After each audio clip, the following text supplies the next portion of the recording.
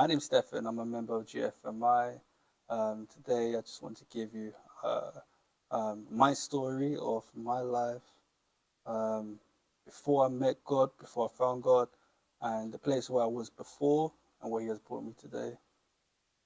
So I'll take it back to, all the way back to when I was just a child around year one, year two. Um, so I used to be a quiet kid, didn't used to talk much. Teachers were very concerned as I wouldn't socialize with anyone. And then all of a sudden, boom, I don't know what happened. I just changed. Um, I broke out to be, an angry little child, always feeling angry, always lashing out in rage. Um, and I don't know what the reason was for it at that moment in time. Um, it caused many problems in school. So, for example, I used to always kind of run out of school, climb over these high gates. Um, Teachers will have to call the police. The police will go looking for me, and eventually they'll bring me back. Social services were heavily involved. They didn't know what to do with me, um, so they wanted to put me into a home. So what happened is, they had an agreement with my mum. She can find someone to look after me, so a close relative, and they won't put me into care. So from a young age, I kind of lived with my aunt until I was like 13. Um, I was always bad in school. I was always giving problems at home and school. Um, Again, very angry, very lonely. Um, I can understand the reason why I was like this, but I remember family members always saying, this one's got the devil in him. Um, and I kind of just grew up to believe I was meant to be kind of, um, and evil person. Words have power, so it didn't help at all. There was no one to ever kind of sit me down, talk to me, trying to find out why I was. I just kind of felt like, this is my life, this is my it's my destiny. So that's what I fed on. That's what I fed on, and I think it really had an input on me when I started to get older throughout the year five, the year six. The year five, year six, I had to spend like 6 months in. Um, it was like some home. Like, it was like a kind of mental home because the school thought something was seriously wrong with me. I had to stay there for like 6 months, get a brain test to make sure I'm okay. The doctor said it was okay. I think it was like year five, year six. I went away for like 6 months. It was crazy. Like, I don't know. It was like a really mad experience. As a person, that made me feel even more. That made me feel like I was crazy because I'm in a place where, you know, like there is people who are mentally really, they're like really high. They're like on heavy like medication to help control um, the way they are. They tried to put me on medication as well. I was taking medication, but that made me even worse. It made me numb. It made me feel crazy, mad. Um, when we used to get a bit upset and angry, they used to kind of put us in cuffs and lock us in a room, take off the cuffs, and there would just be sponges where you can just punch around for hours and stuff. So yeah, that wasn't nice because I had to be away from my family again. And then that really made me feel like there's something wrong, which then that made me believe something was wrong. So it's just like, yeah, 6 months, a long time, yeah. I could go home if I'm good on like the weekends, like Saturday, Sunday and stuff. But yeah, I went back to school. Um, I settled in for a few weeks because I never wanted to go back to a place like that. But then after a while, I kind of just went back into my old habits of misbehaving, fighting in school, being distracted before the class. Um, so yeah, that was like my childhood, and each year would just get worse and worse and worse.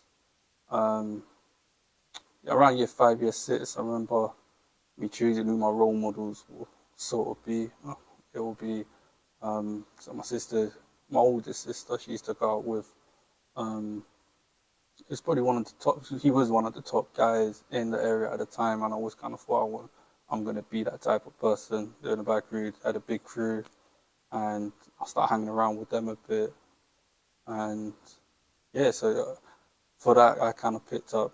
That's what I kind of want to be like. Um, how did that affect when I chose them as my role models? It is,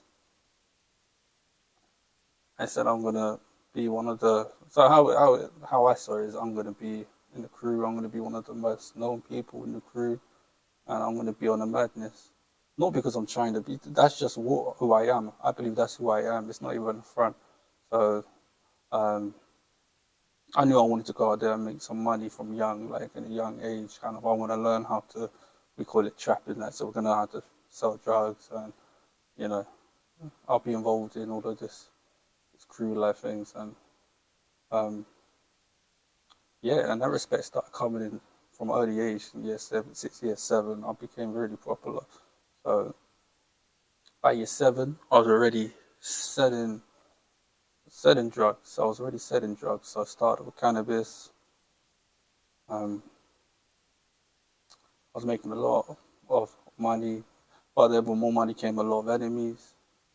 More enemies came a lot of problems. So it was back and forth. We found ourselves um, in problems with other areas.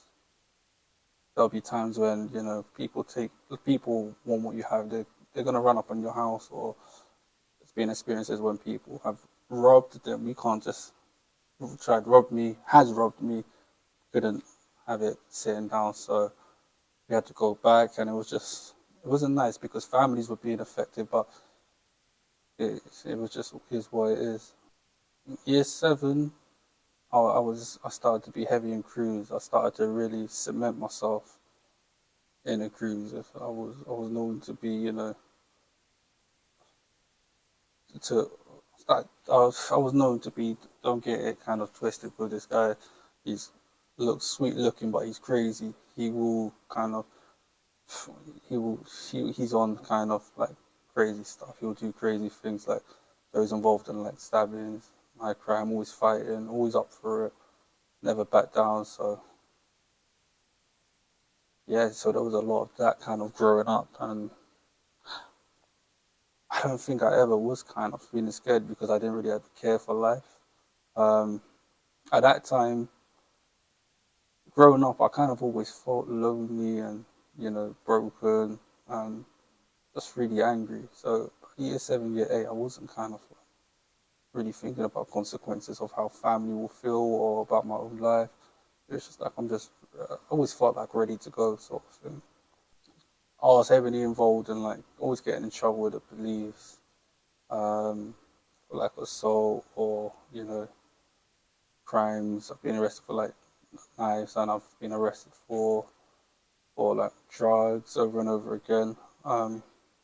When I used to usually happen, I used to kind of just like pray to God that I'll kind of get away with it. That's the only time I pray. That I don't like praying apart from that, but um, God always came through. Well, secondary school, I had to go centre because I didn't get to finish off school because I was too bad. The school didn't want me in school anymore. So um, grades was good. Grades wasn't good enough. We got like equivalents, but it wasn't good anyways. Yeah, police were involved. Yeah. Okay, so when I was like 18, so my life started to change around when it's probably around 18. That was when not before, not long before that. That's when my life was on the edge of like, listen, there's two options for me now. It's either you know, um, death or jail, sort of thing. There was a lot of my friends starting to like die. Um, there's a lot of friends started to die. Like one of my friends got shot in the head, like probably like 2 months beforehand. Um, Even when we went to a club one time, it was probably like two months before my 8th birthday. And we went to a club in Stonebridge where we kind of had enemies there, and they tried to set me on fire, and it was just like crews versus crews shooting at each other. Um, yeah, so my life was really going downhill. So on my 18th birthday, um, that was it for me. So I got arrested. It was with like 15 raps. So it was like 15 raps of like crack and heroin. I had a bit of money on me. It was like £2,500 or something like that. I can't remember it exactly, but I was already on bail